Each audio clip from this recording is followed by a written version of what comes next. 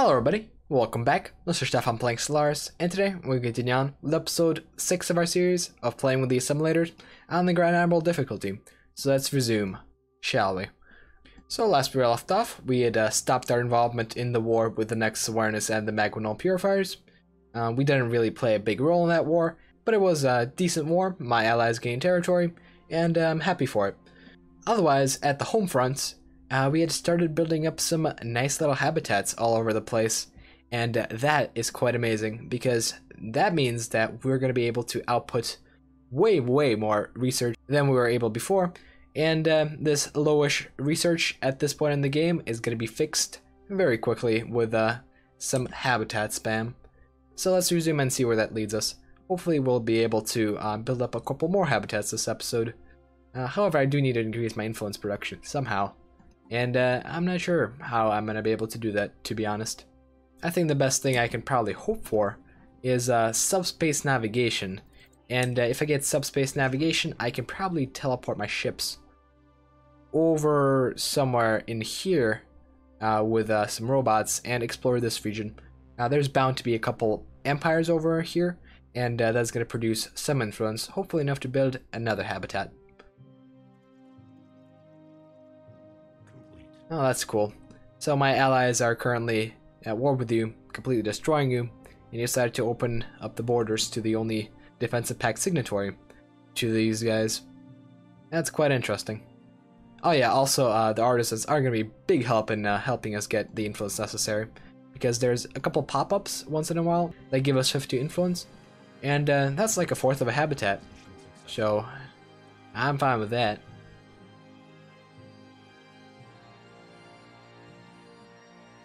Oh yeah, also with all the bonuses that we got from all the sorts of technology regarding colonization, we're actually going to go through habitats very quickly, and that's going to be nice.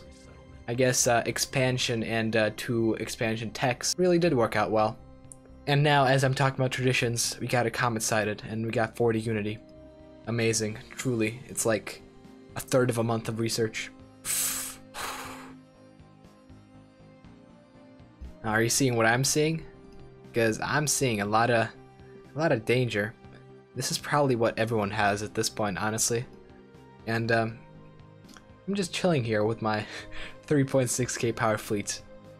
These guys have like 50k fleet power. That's quite amazing. Oh yeah, there we go. Experimental subspace navigation.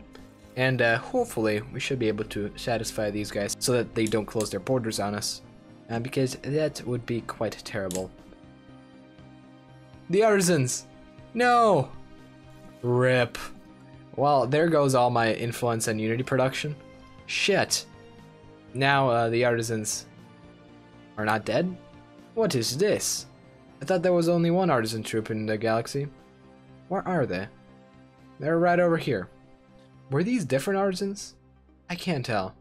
Maybe I'm just mistaken. It's very possible.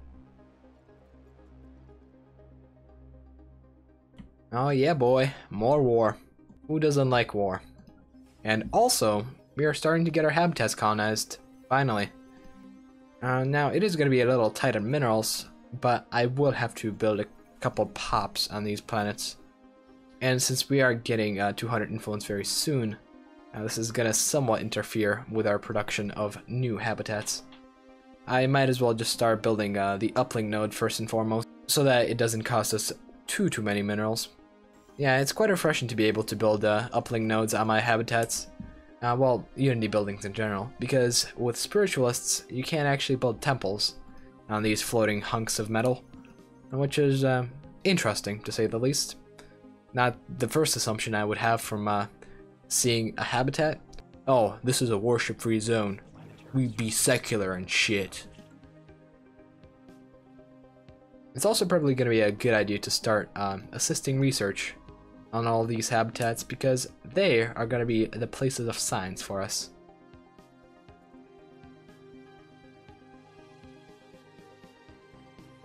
Oh, wow, we actually completed the supremacy tree, and now we can get incentive perk going. Yes indeed, master builders, except we first have to get 0 point once this pool reshuffles. I didn't get it this time. That's kind of annoying. What I think I'll do is I'll designate the north habitat to be the energy one, because we are lacking energy right now, and the rest of them are just going to be nice laboratory complex spam. I wish there was like a script that you can like manage so that planets, well specifically habitats, get automatically filled in, but I suppose that is not the case. One thing I don't understand though is why the hell these guys are gathering over here. Guys, like, you realize that the most likely thing that's going to happen is that purifiers are going to go to war again, and they're going to attack Umigron with their death stack, and you won't be able to defend that. Why is your capital so far away? I know the AI prioritizes capital, but that's just so annoying. AI can't think. Ooh, there we go. 0-point reactor. 83 months, and we're going to be able to actually expand our habitats as the first effect. Later, we're going to be able to repair this nice little ring world. That's only going to take place in like 250 months, because the mega engineering technology is hella expensive. It's basically an endgame tech. Well, in fact, it is an endgame tech. Okay, let's see here. Oh, we actually finally researched that experimental navigation, and so I would like to do that. And let's go over there. Why the hell not? Let's also send like another science ship over. Also, our Unity production, wasn't it like 120 at the beginning of this episode? That's pretty good. We have grown it substantially.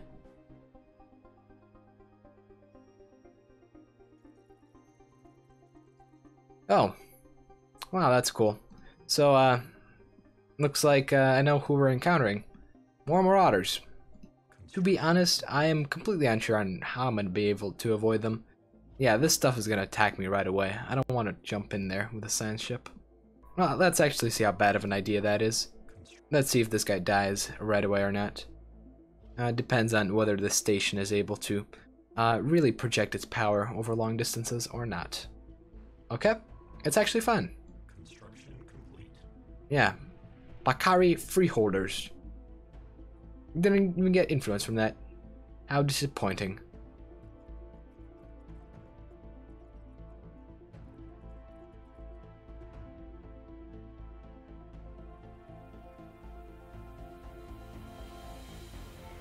Oof. The United Nations of Earth is getting around 2 of the Blanguinol purifiers. And that doesn't look too good.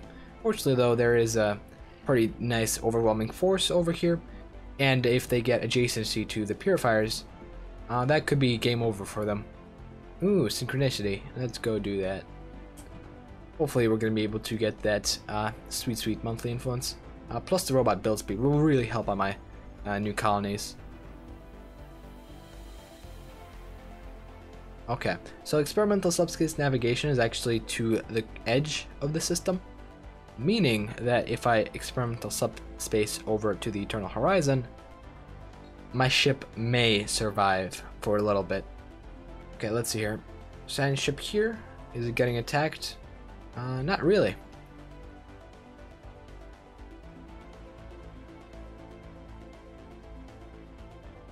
You know, at this point, I really wish these guys would just stop going to war, so that I can trade deal with them and hopefully get them to guarantee my independence.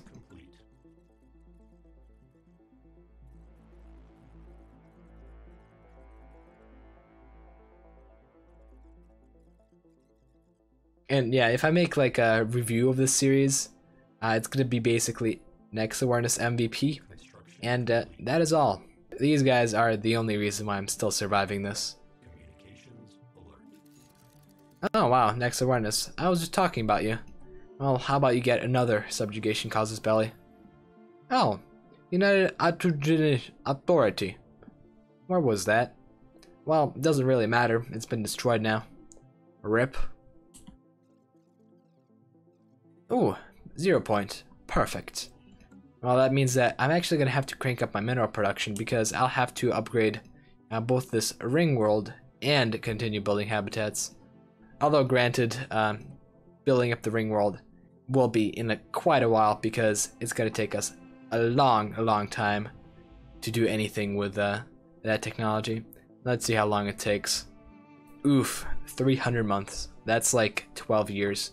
It is going to decrease as we build up our habitats, of course, but this is still going to hurt. So let's just finish researching machine modification points, and after that is just going to be a long period of me not getting any new engineering tech. However, we also do get an immediate benefit from this right away. Our habitats are now all size 15, bigger than most of the planets in the region. Very, very sad. Oh, this is new. We got a distant stars anomaly. The Prince. Or actually, no, I don't think it is a distant stars anomaly. It sounds like a work done in the Enlightenment period, I believe. Ooh, a shrinking star. I know what that means. That means that, yeah, this thing appears. I didn't exactly get it right with the timing. Hopefully this guy can get the fuck out of here. Maybe even experimental subspace out of here. Because this thing is dangerous. It's a Stellarite Devourer. And yeah, as you can see here, it's pretty damn massive. But alright, let's get back to the Prince, which is now legible. The text, its title roughly translates to regional ruler, is written in a presumably ancient dialect of the Abavian tongue spoken on the Bavian Council. The text is doubtlessly some of the historical impact to them and might contain valuable insights. So we can either get a safe 40 influence out of that, or actually mock them. Their prose is pedestrian, their idea is weak. Hail them. Let's do that. We understand that you have found the only surviving copy of The Prince, a text of significant historical and cultural importance to our people. We thought it irrevocably lost to a pirate trade years ago, but we are grateful to see that it found its way into civilized hands. Will you return it to us? No. The written word is a tool of liars. Oh, wow. Guess I'm going full Fahrenheit 451 here. You can't criticize our literature. You will regret this. Those damn bookworms. Is that literally all? You just get a negative opinion impact? I thought I would get like something good out of this, but no, it's literally minus 20. Just the minus 20 on a random empire in the galaxy. Okay.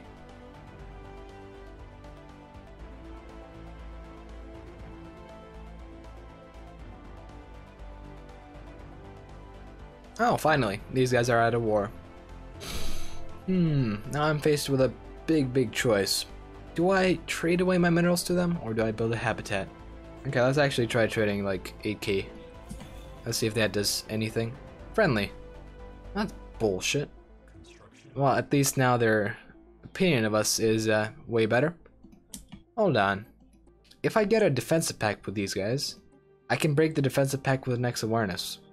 If I break the defensive pact with the next awareness, that may result in a guarantee of independence. Defensive pact. Okay, undo defensive pact. Non-aggression pact? Yes. Okay, now we got the guarantee of independence, and we can also offer the deal of some energy for some minerals, because I am desperate right now. Alright, well, with this little bit of AI manipulation, we good.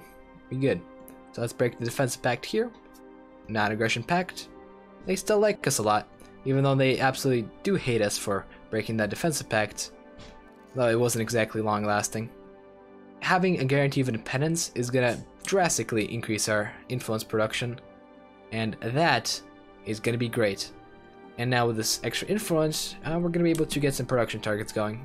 And it's going to boost our mineral production too. So now we're basically set. I really should have done this before, but I didn't have the chance since the Silicon Network was basically always at war. Now the only thing that can really screw us over is if these guys decide to go neutral on us.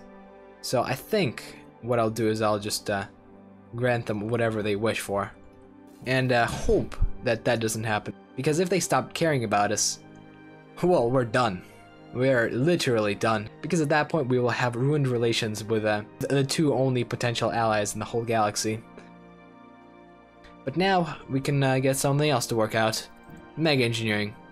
Actually, it's only 156 months.